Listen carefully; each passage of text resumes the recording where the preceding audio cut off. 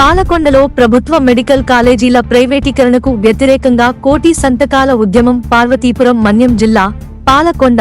ప్రభుత్వ మెడికల్ కాలేజీల ప్రైవేటీకరణను వ్యతిరేకిస్తూ రాష్ట్ర వ్యాప్తంగా జరుగుతున్న కోటి సంతకాల సేకరణ కార్యక్రమం భాగంగా పాలకొండ నియోజకవర్గంలో భారీ స్పందన లభించింది. పాలకొండ నగర పంచాయతీతో పాటు పాలకొండ, వీరఘట్టం, సీతంపేట,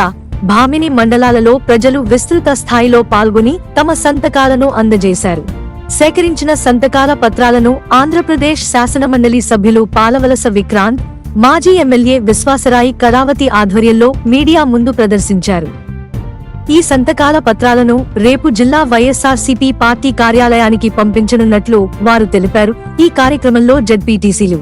ఎంపీపీలు, వైస్ ఎంపీపీలు, కౌన్సిలర్లు, సర్పంచులు, ఎంపీటీసీలు తదితర ప్రజాప్రతినిధులు పాల్గొని ప్రభుత్వ మెడికల్ విద్యను కాపాడాల్సిన అవసరాన్ని స్పష్టం చేశారు. ఈ రాష్ట్ర ప్రభుత్వంలో వైద్య విద్య పట్ల ఏదైతే గత ప్రభుత్వంలో మాజీ ముఖ్యమంత్రి వర్యులు జగన్మోహన్ రెడ్డి గారు 17 కాలేజీలు మెడికల్ కాలేజీలకి ప్రారంభించి కొన్ని కాలేజీలని పూర్తి చేసి 2 సంవత్సరాలుగా క్లాసులు కూడా మొదలైన కార్యక్రమాన్ని ఈ కూటమి ప్రభుత్వం వచ్చి దాన్ని నిర్వీర్యం చేయాలి, ఆయనకు వచ్చే పేరుని పూర్తిగా తొలగించాలన్న దుర్బుద్ధితో ప్రైవేటీకరణ చేస్తూ తీసుకున్న నిర్ణయాన్ని వ్యతిరేకిస్తూ మరి జగన్మోహన్ రెడ్డి గారు ఆలోచనలకి ఏదైతే పేదలకు వైద్యం అందాలి, పేద విద్యార్థులు వైద్య విద్య నేర్చుకొని ఈ రాష్ట్రంలో ఉండే వైద్యానికి వృత్తికి తోడుగా నిలబడాలన్న ఆలోచనలకి తూట్లు పొడిచే విధంగా ఈ ప్రైవేటీకరణ చేయడం చాలా దుర్మార్గంగా భావించి మరి కోటి సంతకాల సేకరణని మరి స్వయంగా జగన్మోహన్ రెడ్డి గారు ఏదైతే అక్టోబర్ 9న ప్రారంభించారో దాన్ని ప్రజల వద్దకు చేర్చి ఈనాడు ఉన్నటువంటి ప్రభుత్వం చేపట్టినటువంటి ఒక దుర్మార్గమైనటువంటి ఆ ఆలోచనని తిప్పికొట్టాలా, ప్రభుత్వం తాలూకా కళ్ళు తెరిపించాలన్న ఉద్దేశంతోనే ఒక కార్యక్రమానికి పిలుపునివ్వడం. ఆ సందర్భంగా అక్టోబర్ 9వ తారీఖున స్వయంగా తానే అనకాపల్లి జిల్లాలో ఉన్నటువంటి నర్సీపట్నంలో అక్కడ నిర్మాణం అవుతున్నటువంటి మెడికల్ కళాశాలని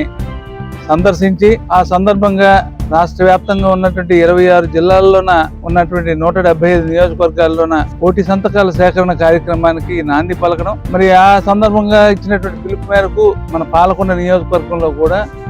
ఎంతో ఉత్సాహంగా కార్యక్రమం జరగడం, ప్రభుత్వం పట్ల కానీ ప్రభుత్వం అనుసరిస్తున్నటువంటి విధానాల పట్ల కానీ సామాన్య ప్రజలకి ఒక భరోసా కోల్పోయినటువంటి పరిస్థితుల్లో ప్రతిపక్షమైనటువంటి వైఎస్ఆర్ కాంగ్రెస్ పార్టీ వారికి మేలుకొల్పేటటువంటి ప్రయత్నం చేయడం అన్నది మరి చాలా బాధాకరమైనప్పటికీ కూడా వారు ఈ నిర్ణయాన్ని పునఃపరిశీలించి ఇక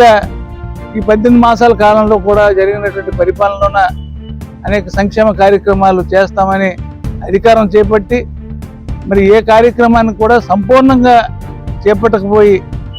ఒక అన్నదాత సుఖీభావాలన్న చూస్తే చాలామంది అర్హులైనటువంటి లబ్ధిదారులకి ఆ పథకం తాలూకా ఆర్థిక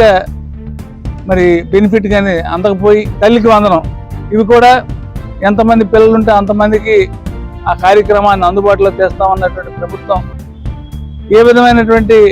పరిపాలన చేస్తున్నారు, ఏ విధంగా సూపర్ 6లోన బ్యాలెన్స్ కార్యక్రమాలు ఏవైతే ఉన్నాయో ఆడబిడ్డ నిధి కానీ నిరుద్యోగ భృతి కానీ ఇవన్నీ కూడా వెంటనే ఇంప్లిమెంటేషన్ చేయాలా, వీటి కోసం ప్రభుత్వం ఆలోచన చేయాలా.